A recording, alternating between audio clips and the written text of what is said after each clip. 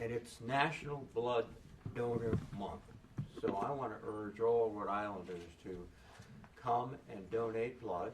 I also want to thank Rhode Island because in the wake of the Brown tragedy, there was an incredible outpouring of individual Rhode Islanders giving blood to help those who were injured. And it demonstrates, I think, the community vitality of Rhode Island. In fact, the officials here told me we have a higher donation rate than most places in the country, and that's a tribute to Rhode Islanders. So let me salute everyone who donates and the wonderful people here at the Rhode Island Blood Center.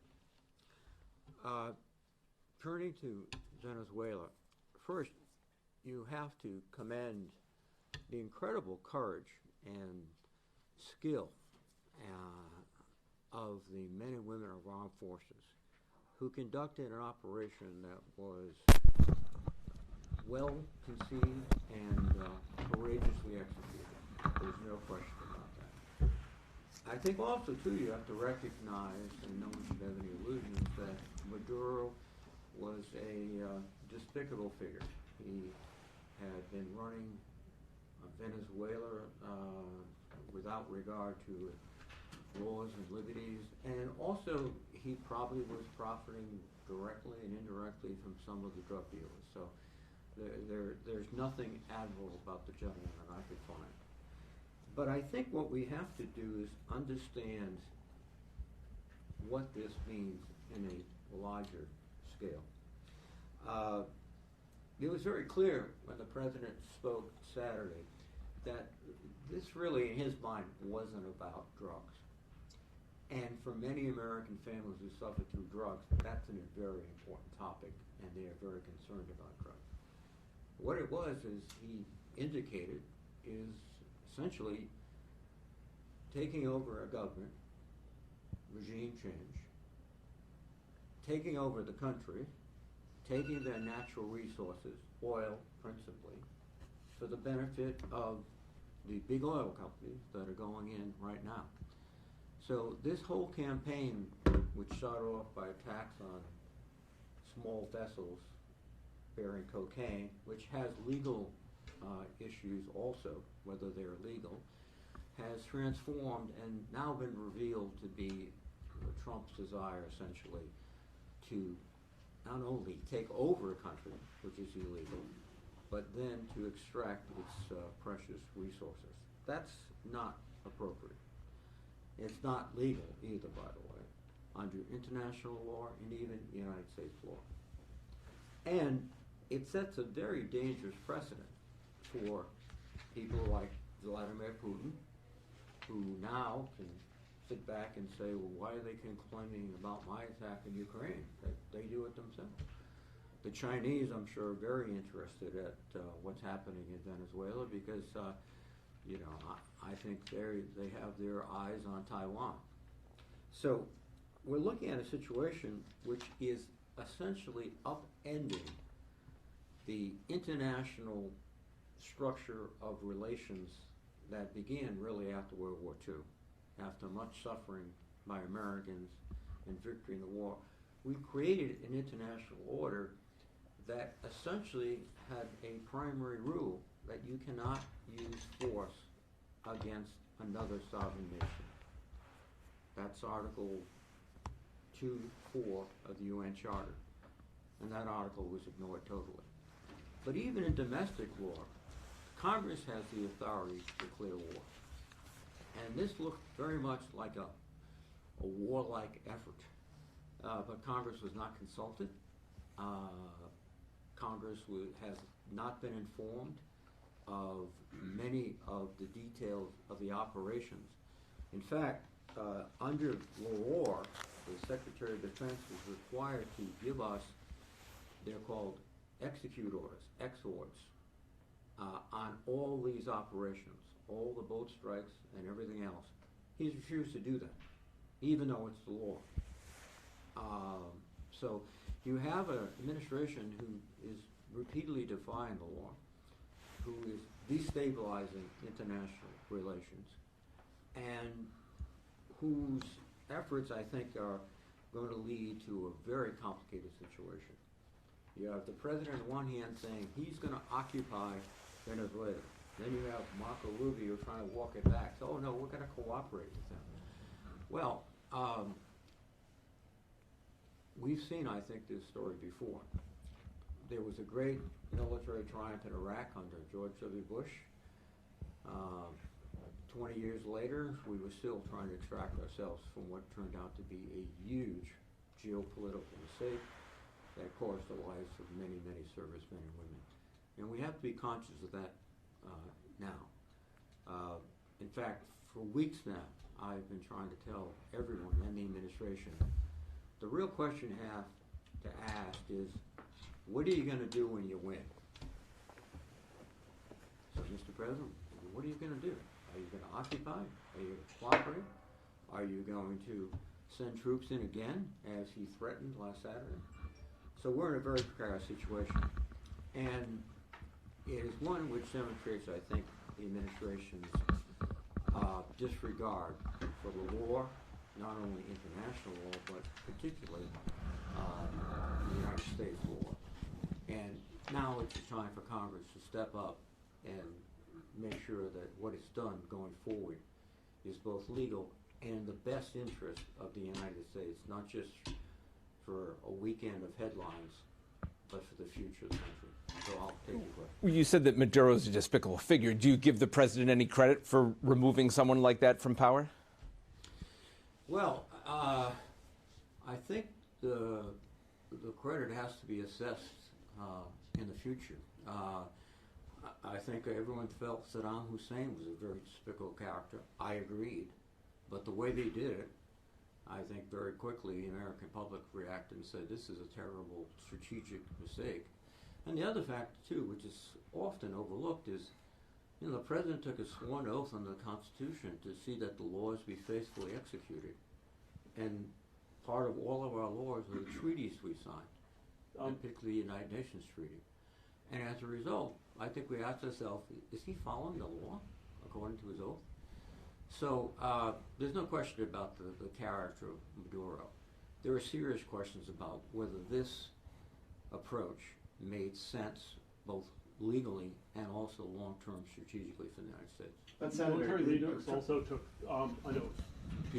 Military leaders also took an oath to uphold the Constitution, and in conducting an illegal action, are they equally responsible? I mean, they could have told the president no. The president's the commander-in-chief, and right. There is the question, which is, I think, has to be addressed, of whether some of these laws were legal, and if they were illegal, then you're right, there is responsibility for military officers who carried them out.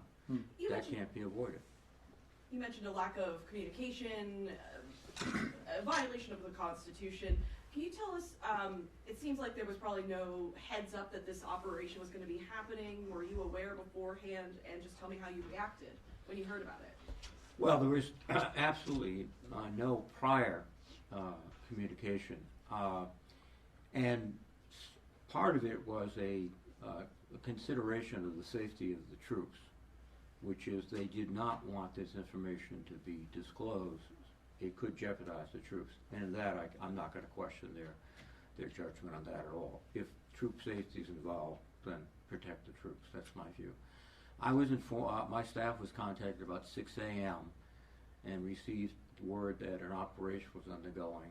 About 7:30 I talked to my staff, but we had received no prior briefings, no one, I think, in the Congress, and that is unusual. There are typically ways in which the administration can brief at least the Big Eight, they're called, on pending operations in a way in which they don't disclose operational details, but that was not done.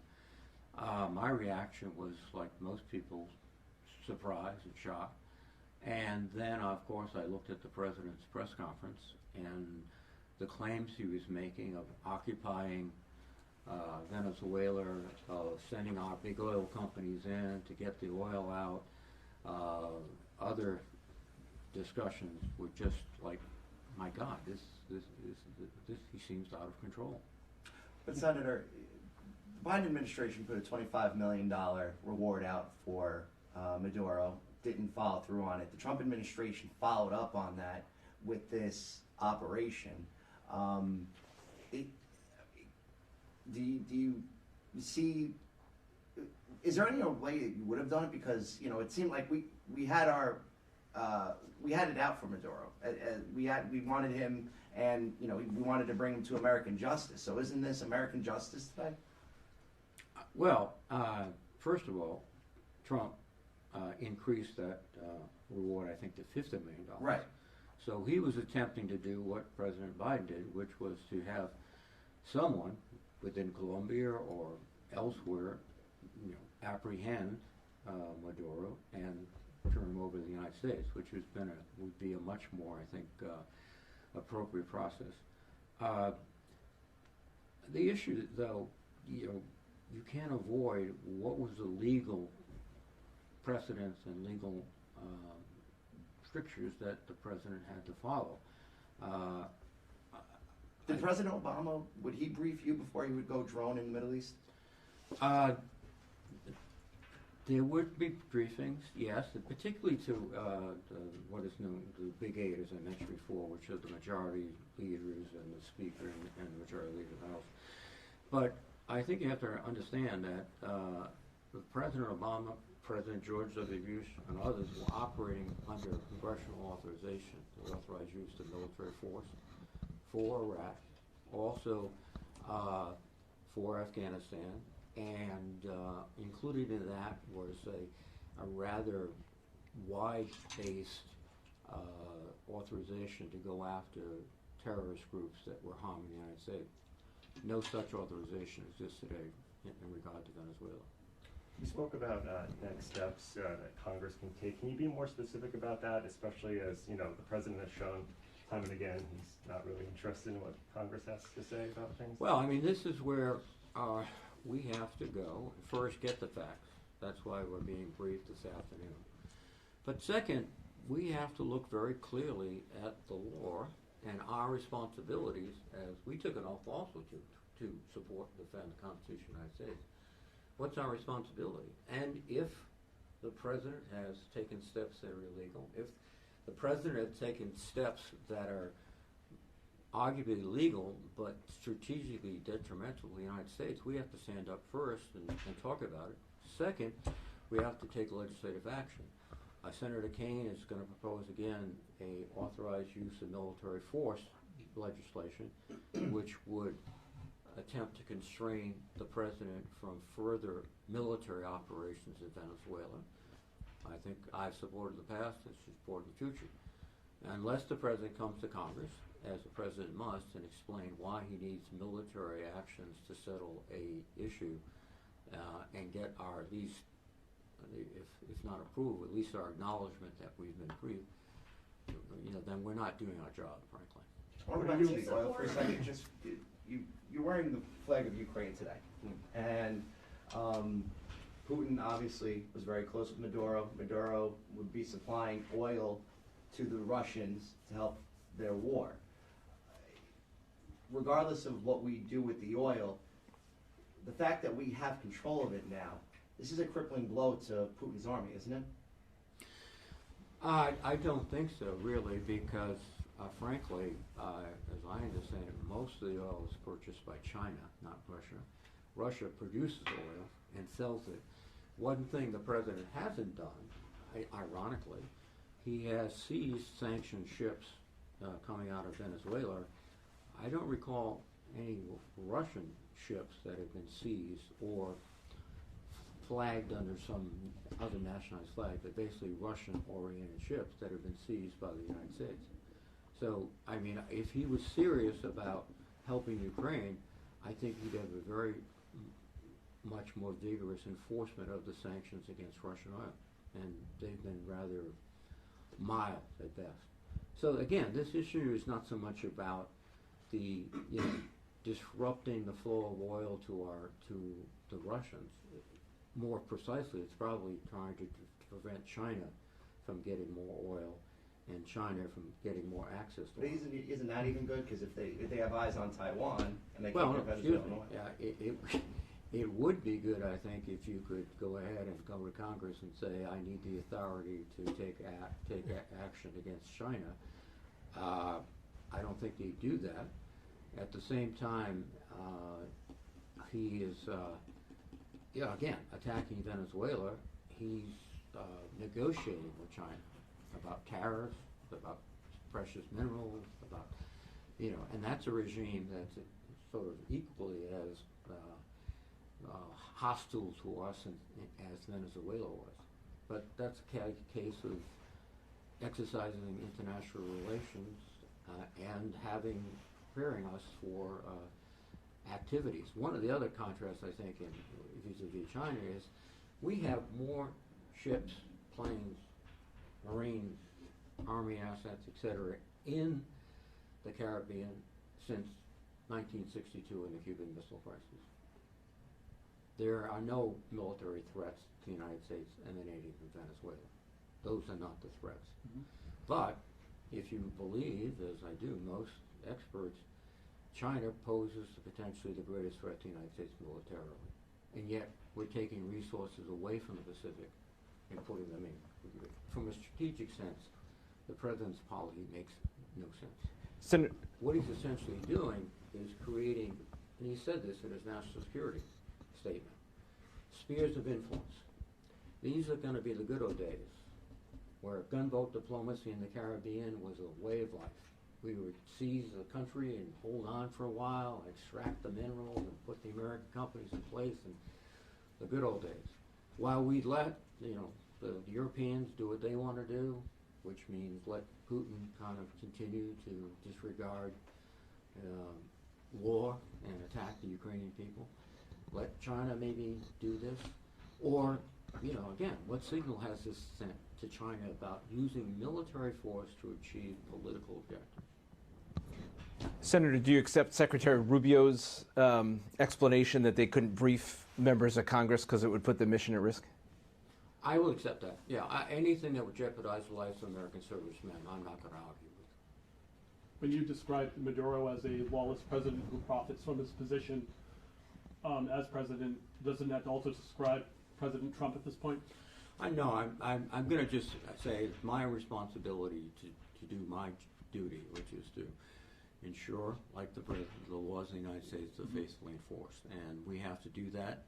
I don't want to make ad hominem attacks against the president. I should also point something else out too, that the last intelligence estimate that I read, published in April by the National Intelligence Council, indicated very clearly that Maduro did not have operational control of Tren de Aragua, which the president specifically referred to in his remarks on Saturday. That they made it clear that this is one of many groups that are operating, selling drugs, etc. Maduro probably profits from it, but he has no direct control. And one of the questions we're going to have to ask immediately is there additional intelligence that has not been made public to us that would change that? But as far as publicly, the last statement was this whole notion that Maduro runs Tren de Aragua.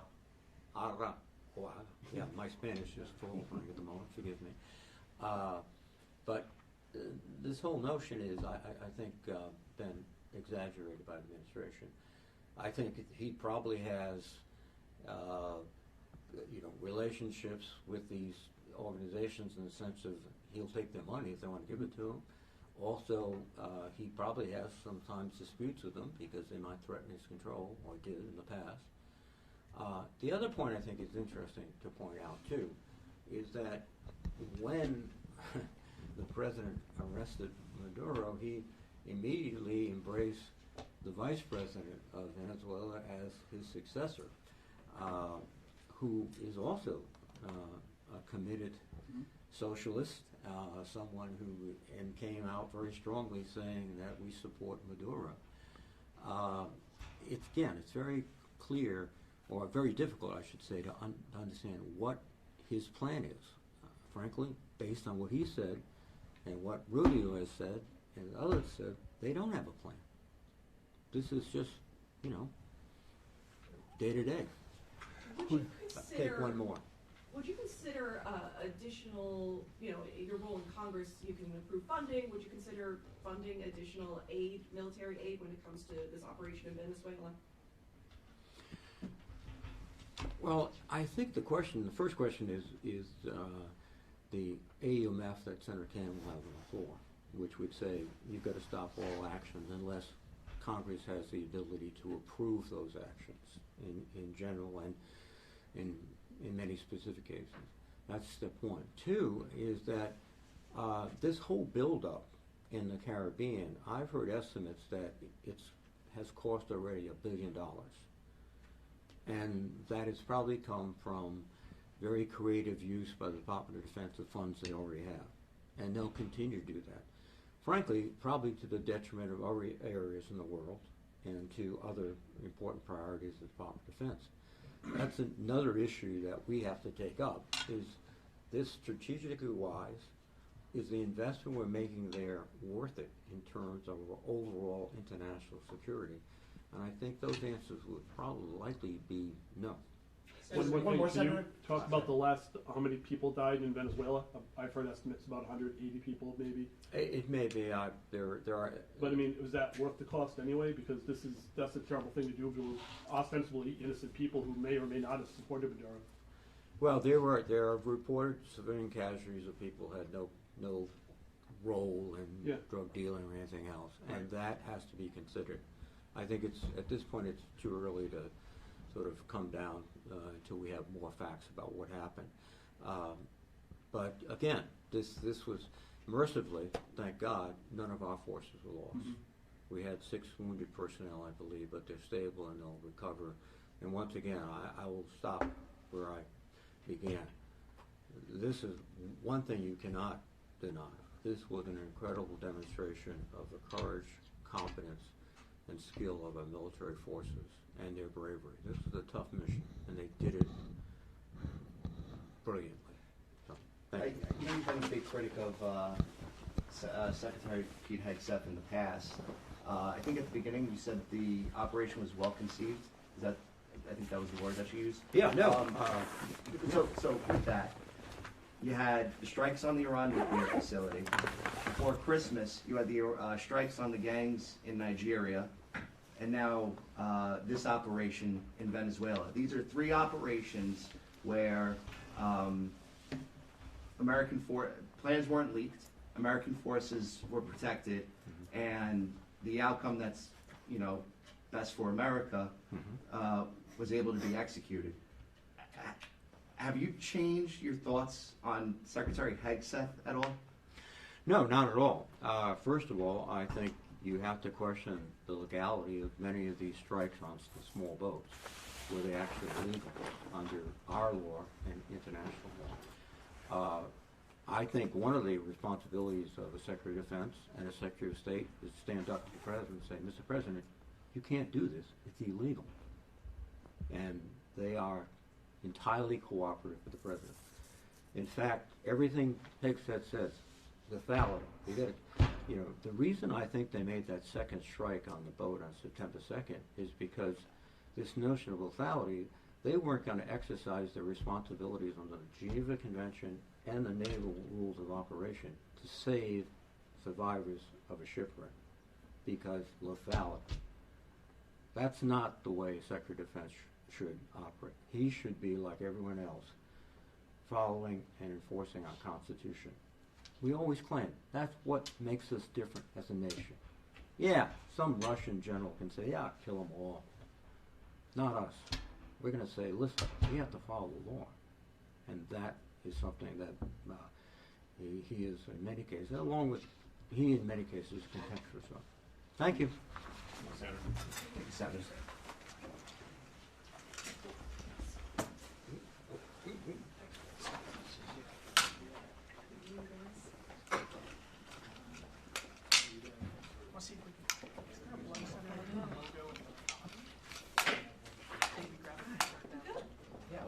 All right, happy New Year, everybody. Happy New Year.